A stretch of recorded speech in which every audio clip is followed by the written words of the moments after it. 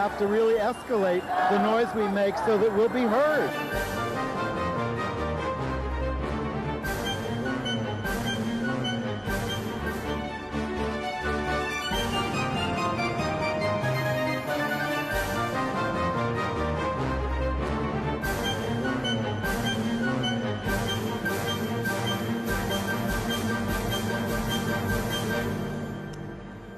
Welcome to U.S. Gay. I'm Andy Humm.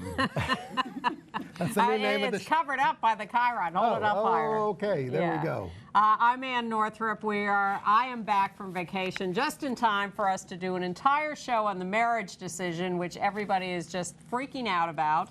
And we're very happy to be here with you to do a full hour on the Supreme Court of the United States declaring marriage equality for the entire United States. In fact, let's show you the moment at the Supreme Court, the crowd outside reacting when they first heard what the verdict, the 5-4 verdict was.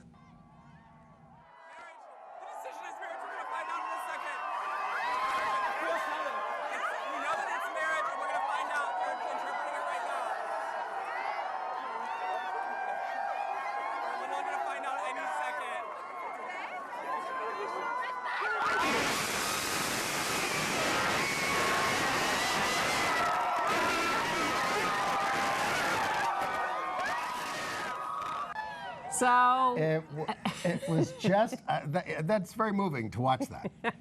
Well, it was crazy. And then we thought that was big enough, but then the entire country and world started to react. And here, for instance, are the newspaper headlines on a select number of newspapers that hit immediately.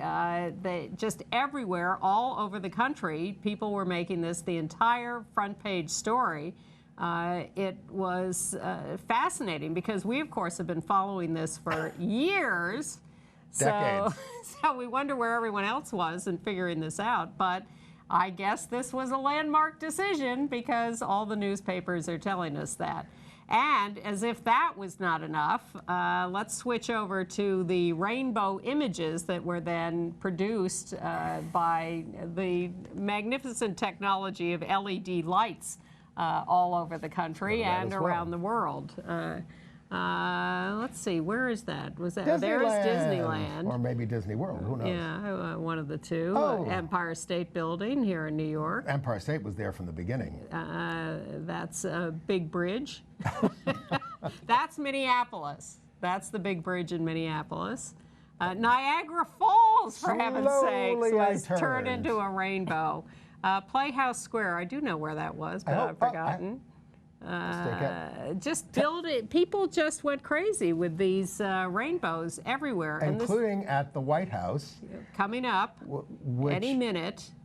We're going to get to that. But it is astonishing that this became a worldwide phenomenon. It wasn't just our community. There's the new World Trade Center, spire lit as a rainbow, and there is the White House. And the president said he thought it was pretty cool. He wish he could have gone out and watched it, but he didn't want to clear the crowds from in front of the White House with the Secret Service. Yeah, so let's welcome our guests. We welcome our guests. We're so proud to have you all. Evan Wolfson from Freedom to Marry. You've been writing about this since the mid-20th century. I thought you were going to say the mid-20s.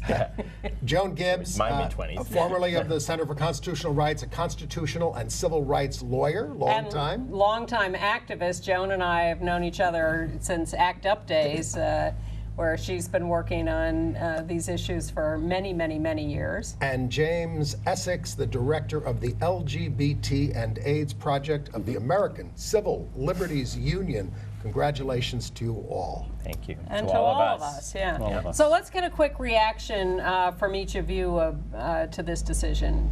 Evan? Well, I was in my conference room with my team, the Freedom to Marry team, and I have these digital whiz kids and our cutting edge, everybody on their device and so on, but I actually was the one who spotted it first, and I announced it because I was eager to be the first. But then I was like, oh my God, we better make sure, and took a nanosecond to make sure. And then, of course, we all erupted. We actually had prepared. We had little champagne. We did our toast. And then everybody hit their battle stations and started, blasting and tweeting and guiding and so on. And I went back to my office because I figured I needed to read the decision. and to be able to answer questions and so on. And those who know me may be surprised, but I found myself crying. I just was scrolling through the decision, and each paragraph would trigger a memory of a conversation or a battle or the pioneers in the movement whom I've been talking to a lot in the last several months as we're nearing what we were hoping for this moment. And it was just so profoundly moving. And I realized afterwards it's partly the moving and partly it was relief. You know, obviously I've been carrying this a long time and more than 30 pushing, years. You know, optimism, and I was always the one, to people's sometimes annoyance, that no, this is we're going to win, we're going to win, and I always believed we were going to win, and I also believed that if we didn't win this time, we would keep working our strategy and would win. But God, I was happy not to have to do that, and the relief of we are here, we won, really overcame me, and I've been happy ever since. Congratulations. Thank you. Joan? Well, you know, I was one of those people who in the beginning did not feel that this was the issue that we should be pressing, and never really got involved in the marriage equality movement because I was involved in other issues which I felt were more pressing. Nevertheless, that said, I changed my opinion so that I was in California when the Proposition 8 decision came down and was following the reactions. I went to the demonstrations.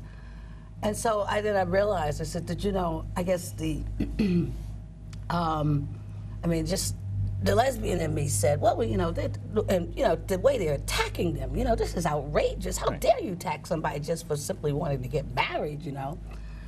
So, congratulations, Ed. Well, thank you to all of us. Now, and how I felt about it, you know, I wasn't surprised because, you know, the Constitution litigation is the thing I focused in for all of my career.